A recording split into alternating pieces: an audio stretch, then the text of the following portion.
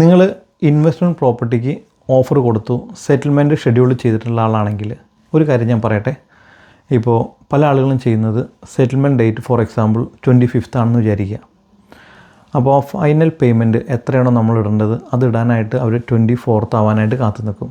അപ്പോൾ നിങ്ങൾ ശ്രദ്ധിക്കുക, ആ പേയ്മെൻറ്റ് ഒരു 4-5 ദിവസം മുന്നേ ചെയ്യുന്നതായിരിക്കും നല്ലത്. അപ്പോൾ ഞാൻ എൻ്റെ ഒരു ക്ലയൻറ്റിൻ്റെ എക്സ്പീരിയൻസ് പറയാം. അവർ ഒരു സെറ്റിൽമെൻറ്റ് ഡേറ്റ് തിങ്കളാഴ്ച മൺഡേ. അപ്പോൾ മൺഡേ പേയ്മെൻറ്റ് ചെയ്യാനായിട്ട് അവർ 2 ദിവസം മുന്നേ, അതായത് സാറ്റർഡേ ആണ് അവർ ഫണ്ട് ട്രാൻസ്ഫറിന് വേണ്ടി ശ്രമിക്കുന്നത്.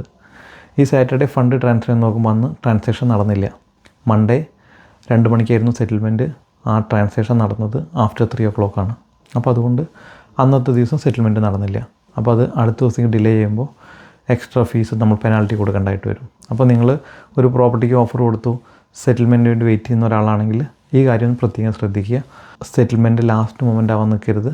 ഒരു 3-4 days മുന്നേ ആയിട്ട് നിങ്ങളുടെ ഫണ്ട് ട്രാൻസ്ഫർ ചെയ്യുക. അപ്പോൾ പല ആളുകളുടെയും ഫണ്ട് ട്രാൻസ്ഫർ ചെയ്യുന്ന സമയത്ത് ലിമിറ്റ് കുറവായിരിക്കും. ചിലപ്പോൾ 5,000 അല്ലെങ്കിൽ 10,000 ആയിരിക്കും. ചിലപ്പോൾ നിങ്ങൾക്ക് 20,000 30,000 ട്രാൻസ്ഫർ ചെയ്യേണ്ടി വരും. അപ്പോൾ അങ്ങനെ വരുമ്പോൾ നിങ്ങൾക്ക് ഒരു ദിവസം കൊണ്ട് ട്രാൻസ്ഫർ ചെയ്യാൻ പറ്റില്ല.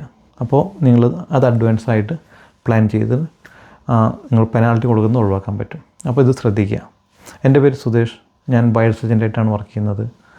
നിങ്ങൾ ഇൻവെസ്റ്റ്മെൻറ്റ് പ്രോപ്പർട്ടി വാങ്ങിക്കുന്ന കാര്യത്തിൽ എന്തെങ്കിലും സംശയങ്ങളുണ്ടെങ്കിൽ, പ്രോപ്പർട്ടി വാങ്ങിക്കാനായിട്ട് നിങ്ങൾ സ്ട്രഗിൾ ചെയ്യുന്നുണ്ടെങ്കിൽ, feel free to contact me. I'm happy to assist U.